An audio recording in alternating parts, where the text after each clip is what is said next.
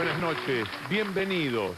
Muchas gracias al Ballet del Teatro Argentino de la Ciudad de La Plata por esta presentación con el Malambo de Ginastera, porque vamos a hablar de la soberanía.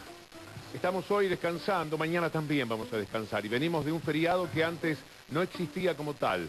Estamos hablando del milagroso, extraordinario episodio de la historia de la Argentina y de América Latina toda, que es el combate de la Vuelta de Obligado. Lo que Pacho O'Donnell, que es nuestro invitado especial, ha llamado la gran epopeya en su libro que hemos devorado.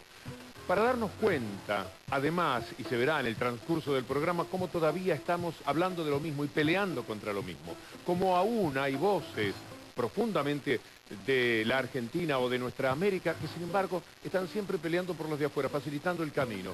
Verán ustedes lo que había en aquel tiempo de la Vuelta de Obligado en el lugar del Fondo Monetario Internacional o del Banco Mundial, por ejemplo.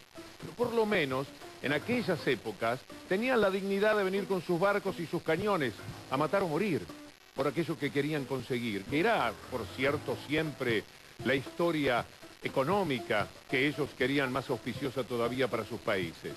Hoy lo tienen un poco más fácil, lo hacen a través de los títulos de los diarios, con imágenes de la televisión.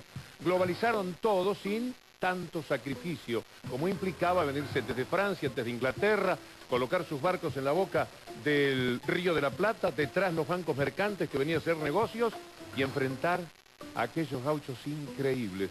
Si usted llega a leer este libro o se queda con nosotros durante todo el programa, porque varios tramos los vamos a presentar para ustedes, no puede menos que sentir admiración y gratitud por aquellos hombres que prácticamente sin nada, casi desnudos, enfrentaban esos ejércitos entrenados y poderosos que venían con sus comerciantes detrás para abrirles paso. Por eso decía que hoy es muchísimo más fácil. Descansamos gracias a aquella epopeya del 20 de noviembre. Esta noche de domingo podemos quedarnos hasta muy tarde y mañana seguir con nuestro descanso. Se lo debemos a hombres increíbles, de los cuales en muchos casos vamos a hablar en el programa de hoy. Dedicado a la idea de la soberanía. ¿De qué hablamos cuando hablamos de soberanía? Verán ustedes que la soberanía, bien entendida, empieza por casa con estos primeros testimonios. Cuando me preguntan sobre la soberanía, lo primero que me viene a la cabeza es la gesta maravillosa de la Vuelta de Obligado, que finalmente se perdió, pero que al final se ganó también por el empecinamiento y el amor entrañable de todo el pueblo argentino, por su propia soberanía. La soberanía para mí es cuando un país tiene su independencia propia, tiene sus propios derechos, sus propias obligaciones, no depende de nadie. Y bueno, es la democracia en definitiva. Hoy, frente a las actuales políticas internacionales, soberanía se podría sintetizar en independencia e igualdad. Así que definitivamente creo que la soberanía es la dignidad de aquellas luchas extraordinarias, maravillosas por el territorio nacional, pero también la búsqueda desde la vía diplomática de la verdadera independencia, pero sobre todo de la igualdad. La soberanía para mí es cuando un país tiene su independencia propia, tiene sus propios derechos, sus propias obligaciones, no depende de nadie. Y bueno, es la democracia en definitiva. Hoy que soy mamá, me encanta que mi hijo crezca en un país así, donde nos manejemos por nosotros mismos. Nos pueden salir las cosas bien, nos pueden salir las cosas mal, pero es de nosotros. Y estamos con Pacho O'Donnell. Pacho, gracias por este libro, primero que nada. Sé que te ha gustado. Muchísimo.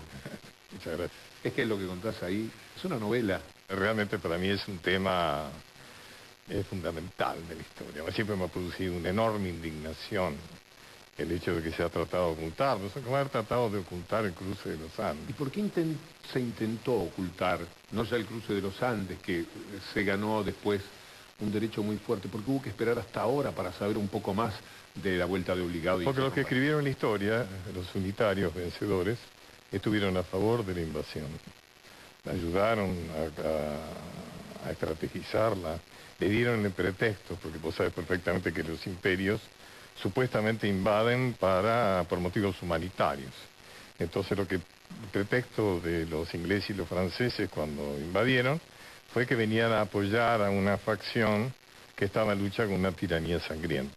Como modelo de agresión imperial es absolutamente perfecta, porque lo que hicieron antes, además, fue abonar la opinión pública internacional acerca del terror de Rosas.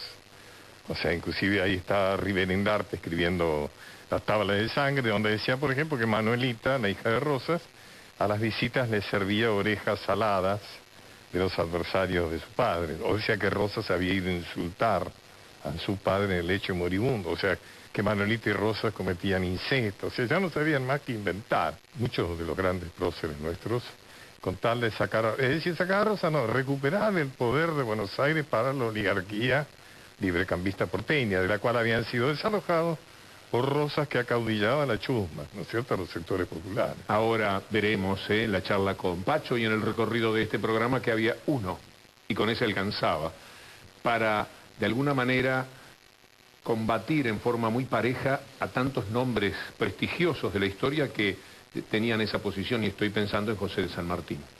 San Martín fue un gran admirador de la gesta, de las dos, porque en 1838 ya había bloqueado Francia. El puerto de Buenos Aires se había tenido que ir con el rabo entre las patas, había sido como una especie de ensayo general, tanto para Francia, que después volvió en 1845 aliado nada menos que con Gran Bretaña, como para el gauchaje argentino, como vos dijiste hace un rato, absolutamente voluntarios, armados solamente de mucho heroísmo, porque además como ejemplo de la forma en que se invaden, durante un tiempo antes se hizo el bloqueo armamentista, es decir, que nadie estaba autorizado a venderle armas a la Argentina. Vale la pena, el comienzo de todo, que en realidad no sucede en estas costas, sino en la Europa que estaba diseñando en aquel siglo XIX qué era lo que quería del mundo.